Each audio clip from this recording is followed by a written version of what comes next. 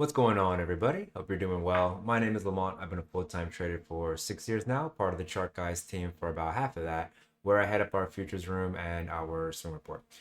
In this video, we're going to go over how the Chart Guys approaches trading as a team game, basically how we all came together to capture this ARM trade, and also we'll go and do an update on GDX because it's definitely still a name and play that's been featured in this video and these videos for quite some time. So let's get into it. First things first, I just want to go over how the Chart Guys approaches trading like a team because Chart Guy Lori is freaking hustler. She is busy. When I think about like the way that she puts out content, the way like I always think about Floyd Mayweather.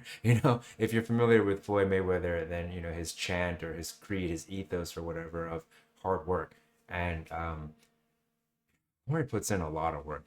So she let us all know, the community know about this IPO way back when in August 21st. And then, she's providing updates through it pretty regularly. Originally, her bias is kind of bearish because when it opens up, it looks pretty bad. So throughout most of October, she's calling it out for a bit of a bearish look, and you can see how she has updates regularly throughout it. This is our Slack chat room. So she's posting all these updates, newer IPO, blah blah blah, bearish bias, blah blah blah, and then we keep moving forward, and then let's see, more updates, more updates, more updates, more updates. Actually, I want to show you one meaningful one because here. So on October 20th, she starts saying, hey, listen, we could start looking for a potential shift in momentum here because, well, you're starting to see some shifts on the lower time frame. That was on October 20th. And so October 20th that's the low. That's that day's low. And so I mean that's this move's low. October 20th is literally, that was it. That was the current low. That's the current all-time low right now. So Chargal Lori, great call, right? Like just she's noticing that there are these shifts happening on the lower time frame. So, hey, pay attention to it, right? And then the bias starts to shift a little bit more and more. Okay, now they're talking about it's clear resistance, or she's talking about how it's at clear resistance. Now Dan is getting on board the ARM train, talking about there was a good midday play there. Dan's, updating it as well. And then the next really meaningful post comes, see here, where now, she's starting to put together this narrative of like, okay, well, it's a newer IPO. It's been mentioned by NVDA. What they actually do is meaningful for AI development. And in this thread is when Lori starts posting her trade. She's saying, hey, listen, she's going to position for a swing. Watch this for potential swing.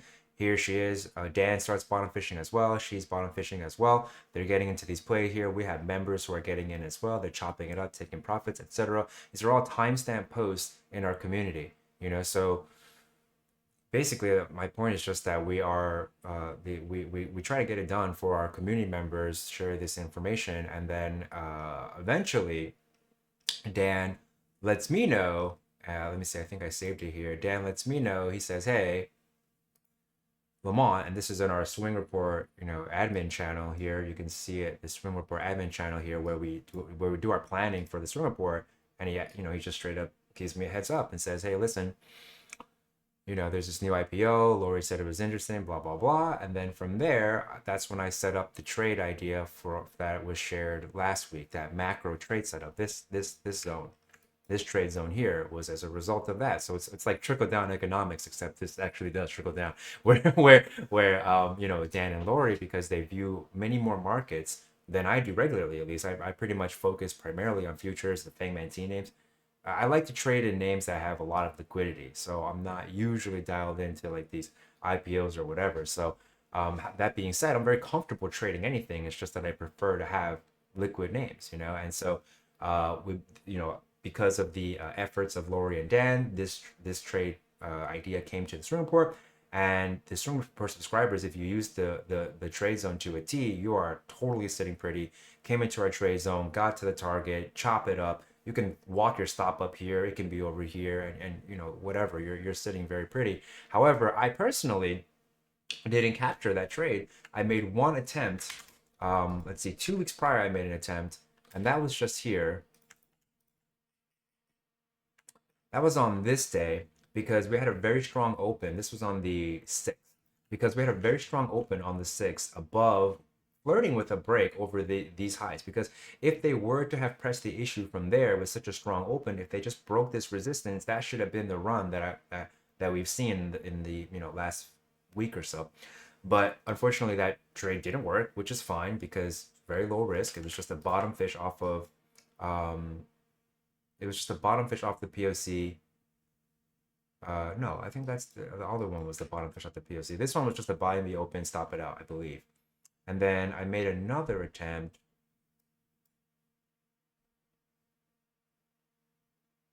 Here, on this day, I made, I'll check the alerts in a bit, but I made another attempt here, bottom fishing off the point of control. I think there was a little bounce, chopped it up, and then stopped out the rest. So two failed attempts at ARM, although they were either low risk, either break even or a small loss. And then finally, I captured the trade on this day, buying this open, which is all. I think I had it all queued up. Here we go. Sorry about that. So here's all the attempts. You can screenshot this if you want, whatever, review it, pause, whatever. And then, but for all of these attempts, what I want to point out is that I try to give you as much heads up as possible. So for example, on this day when I make this attempt, it's 9:04 a.m.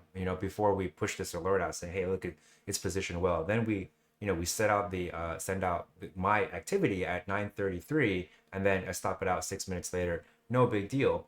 And then I made another attempt here. So again, I'm letting you know in the pre-market that this is the potential again. This time, bought the pass back over the open, stop under the low of the day, chopped it up at the resistance test. So this one was a chop and stop. This one was just a full stop. This one was just a full stop. But then this one was a chop and stop. So this one was break even. And this one was very low risk. It was like 0.5% risk or whatever. And then again here, I let you know in the pre-market, all right, it's positioned well again. And honestly, I'm quite proud of this one because this alert goes out on 9:30 and 24 seconds. I made a decision in 3 seconds after. If you look at my timestamp, it's 3 seconds after. But I pre-typed this out because I knew that if I did make that play right off the open, that I want to send that alert out as quickly as possible. And I know for sure at least one of our members, shout out to Storm, great name, shout out to Storm for capturing this ARM trade, and he also was trading futures contracts as well. So, kudos to you, my friend. Anyway, so the alert goes out for this one. We sold half really quickly to get risk free. Take another profit taking position to make sure that we lock in a pretty decent win. Which after locking this one in, you more than recoup these attempts, the stops from these attempts, and then that's it. We just walked it up to. I walked my stop up to under here. Under this structure because this guy was the key resistance level. This was the key area of supply that the buyers had to overcome. Once they overcame it, you can see how reactive it was. So at the end of the day, I just walked my stop up to the lows of this range, and that's what that alert is about. And I just want to show you one more thing from our chat room, which is that like we are all over it. Like once something is going down, we're going to offer you as the best coverage as possible. So these are all, again, you can look in our Slack and they're all timestamped. The idea is that once this consolidation is starting to begin, I made this post letting people know, it's timestamped right there. You can see it 10:14 on December 14th. That okay, the retracement has begun, and then of course, if you're a trader, you know what that feeling is like when when you're watching like paper gains get wiped or whatever. It can be worrying, right? But in order to stay objective in the market, right, to stay very calm and collected in the market, you just need to know what to expect and where, right? And so knowing that this guy is the clear balance area, like this is a clear area that was indicative. Basically, this is representative of this whole structure, right? If the sellers can't get through this structure, then they don't negate the change of this breakout, right? And so I'm just letting you guys know, letting the community know, hey, listen, that's the key structure. That key structure with this, level at 67.17 is, oh, guys, that's weird. It's oh, that's this one over here, right? That's this guy over here, okay? And so this retracement had not even really, it had not come down to 67.17 yet. It was like 67.89. So a lot of time before, to let you know, hey, listen, don't sweat this retracement unless it goes through this structure. If it doesn't trade through this structure, then doesn't really matter. It's not really that meaningful. And so if you look at what happens next, right? We make another post. Hey, listen, there's an initial hold defense of this zone, so that goes out a little bit later, like 8 minutes later. Okay, that's an initial hold. That's a good look. And then I let you know what we should be looking out for next, and it should be this guy. This guy with the POC at 69.67, you know that's the key structure because that's the balance at the local highs. And so if you hold this, they should be trying to come up here. You see what I'm saying? So we do our best to really offer the most salient information as possible throughout all of our services. And so, just want to go show you, this is the value of trading with a team. This like a lot of people think trading is not a team game, and I think they're crazy. Like it's definitely a team game. You go to an institution, are they not all working together? Is there not like are there not analysts feeding the traders? Like that. Of course there are. Analysts are doing all this work, and they're saying, hey, listen, we think this. Traders, go ahead, use this information and use your tactics. So anyway, that's pretty much it. That's just a little tour for what we try to offer our subscribers. So that's pretty much it. So now from here, if you are interested in trying to capture more of this move, at this point now, the buyers are comfortable as long as they can hold over this guy. But also, this is also a very meaningful balance now. So if you zoom into the hourly time frame here, this is more or less sideways structure here. So as long as these buyers can hold over, well, let me just mark it up. There's no change on the daily without this, right? These sellers need to get back under here in order to create change, in order to negate the change of this breakout. So 67.44. So the cheapest place to find out for more continuation plays now is is this. Something like this is now very reasonable. Bottom fishing off of this structure. If they hold this structure, they should try to come to the local highs, and then you can look to make position plays, essentially just bottom fishing off of where all this huge block of volume is. The volume picks back up, right around 65.32, and so this is it. There's a lot of space for a daily higher low. Anything over 62.75 is going to be good for one. But if it were me, I would just wait for this kind of a setup again. This is my bread and butter because it's so asymmetrical. When you're wrong, it doesn't really matter. It's so much, like when I was wrong on this attempt here, I bought this, right? Bought this pass over the open, and then you stop it out. Anywhere here, you stop out. It's nothing. Even if you bought at the high of the day, you stop out under the open. That's 0.61%. You can take that kind of a stop loss on a full account any day, over and over again. I mean, not over and over again, but you can take it many times, and then as soon as that trade does work for you, right? Like think about the R multiple on this, right? Like it was like something like this. The fill was slightly above the open. Your stop loss is under here. So again, you're looking at like half a point for a little bit more than half a point of risk. And look at the follow through on this, right? Look how asymmetrical it is. Because if this does follow through here, where is the first place that these buyers should try to get to? They should try to get to this resistance level first. So that's a 1.7 R multiple just to get there. By the way, look at where this low is, pretty much right off of these highs. Not a coincidence. Anyway, so yeah, that's pretty much it. So that's how, if you want to capture the next move, let value move lower for a few sessions, just like value move lower for a few sessions here. And then the first opportunity that the buyers have to get a strong open, then you look to make that, to buy that open and then throw your stop under the low. That's pretty much it, Now, to be fair, that happened here as well. This would have been a chop and stop, right? Because you buy this open over the point of control after value has moved lower. This is potentially a daily high or low. You can chop it up at the value area high and then stop out the rest, whatever. You do the same thing here again. Buy that pass over the open, chop it up, stop it out, whatever. It doesn't matter, right? Because it's so low risk that when it does work, and I know a lot of people have like aversions to trading the open. I get it. It's, things are moving quickly. I understand, but I promise you, it's no different than any other trade.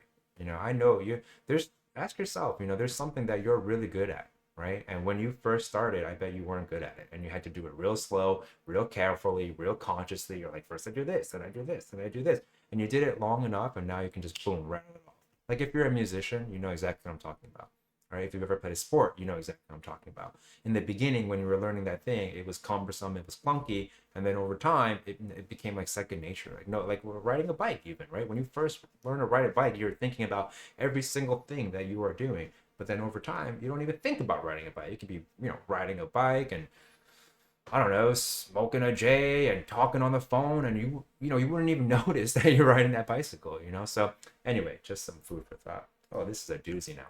The only other thing that I think is worth mentioning in this update video is this GDX trade. Technically it is still in play for this report because it missed the target again by 2 cents, I think, this time. 2 cents, yeah. Last time I missed the target by 4 cents. So technically, this name should still be kept behind the paywall for our private subscribers, but the play has already practically shaken out. Now, the reason why I think this is notable is because there's so much space for a higher low now over to 8.67, and the sellers so far have failed to close this gap. So this is also a very reasonable session to session play for Monday, because if you open up over a strong open over Friday's session on Monday, this is potentially a daily higher low being set here at 30.89. And if they can set this daily higher low here, thereby preventing the complete gap fill for now, that's a very good look for these buyers to see an incomplete gap fill and then a higher high. That's a higher low. To set a higher low, that'd be really great. So eyes peeled on this one, and I mean, honestly, this trade zone still remains totally valid. Like if we re-enter, this is a totally valid trade zone still. So anyway, that's it. That is it. So I appreciate you guys tuning in. Thank you for sharing some of your time and energy with me. If you are interested in checking us out, what we do in the chat room, what we do in the swing report, then check out the links below. Everything is in there. Otherwise, I appreciate you guys sharing some of your time and energy with me, and I hope to see y'all soon. Farewell.